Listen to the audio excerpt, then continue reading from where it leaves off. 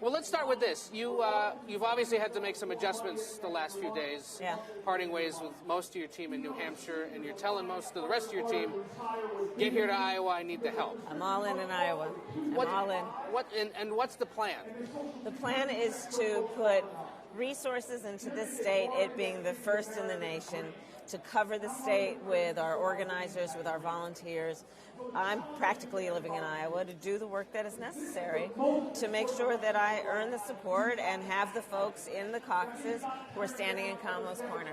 Your team vowed in the last month that you would finish in the top 3 in this state. Is that still the goal?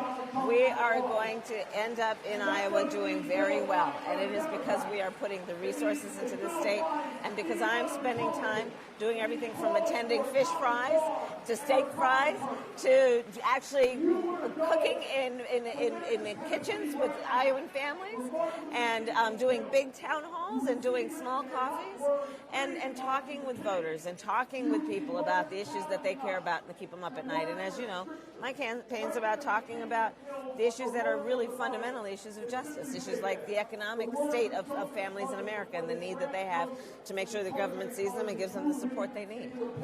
But does it have to be a top 3 finish? I think it has to be exactly what we want it to be. Which is, that would be a victory then, right? Well, listen, we're going to do well in Iowa, and I'm sure of that.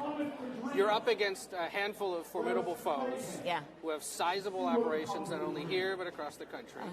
A voter, maybe here or somewhere else across the state, looks at what's going on with your campaign right now, might think to themselves, does she have what she needs to go the distance? How do you assure them that you do? You know, this is not the experience I'm having with Iowan voters. When it comes to Iowans, they're nonplussed about what's happening with polls. They know that in Iowa they actually make decisions based on what is possible, even if other people don't think it's possible. This is what Iowa has done in the past, and this is what I'm betting on in terms of what Iowa is going to do in this election, which is make a decision based on what they believe is possible, the America they can see, the America that they know we have the potential to be, and that's what I'm counting on. This obviously wasn't in the cards necessarily to have to double down on one place. I know you've expressed some frustration that this is how the system works and this is what you have to do. How tough of a decision was it to have to? It was a very difficult decision, but let me tell you, I care about New Hampshire. We still have a great deal we still have folks in New Hampshire. I have spent time in that state. I care about the people of that state, and we know that Iowa, being the first state, got to be all in here in order to be able to get to the point that we can actually get to New Hampshire and other states later. Have you had a chance yet to read up on how Senator Warren would pay for her Medicare for All plan? I have not. This continues to be the top issue of concern, though, health care. Somebody comes up to you here or somewhere else, you're somewhere in the middle, right, between a government-run plan and allowing the status quo to continue. So here's my plan. My plan is a Medicare for All plan, and so it's going to bring down costs. We're going to cover everybody, including people with pre-existing conditions. I'm also going to extend benefits for hearing aids, for dental and vision. But the difference between mine and some of the other plans is, one, I'm not raising middle-class taxes, and the other, more equally significant, is that I'm not taking choice from people. So people said to me all around the country, Kamala, don't take our choice. If I want to keep or have a private plan, I want that option. So my Medicare for All plan gives people that option of a public or a private plan. And it's a better plan. What? No, it is. It really is a better plan. And actually, because it's going to be about covering everyone, but also not taking away choice. People don't want their choice to be taken away. So it's there if they want it. Yeah. Or if they need it. Yeah. There were some curious comments by Mayor Pete Buttigieg this weekend. He's trying to suggest now that this is becoming a two-person race between him and Senator Warren. I would suspect you feel differently about that.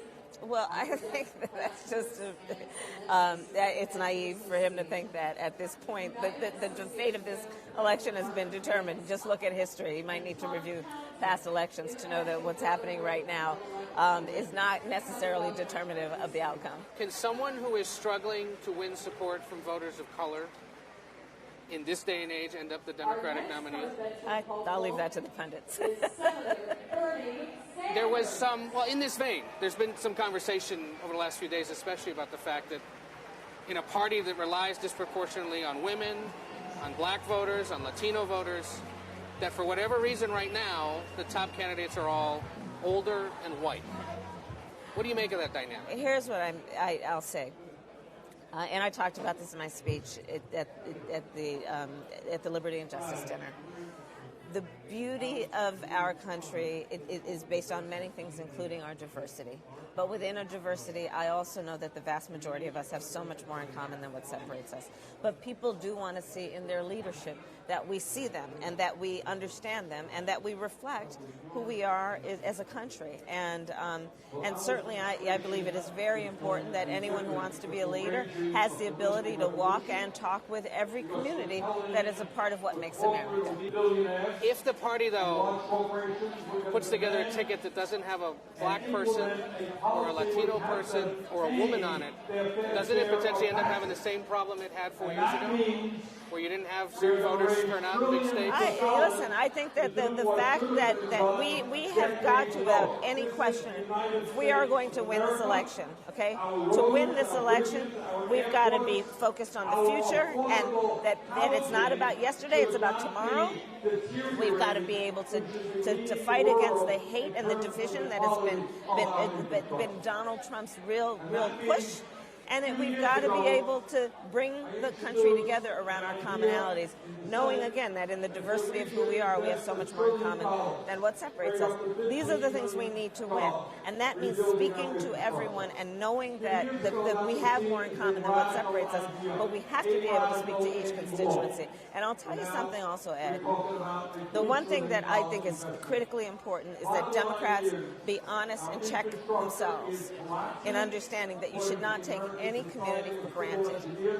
And you have to earn the support of every community. And that means being able to travel in those communities, to listen as much, if not more than you talk, and be responsive to the needs of those communities.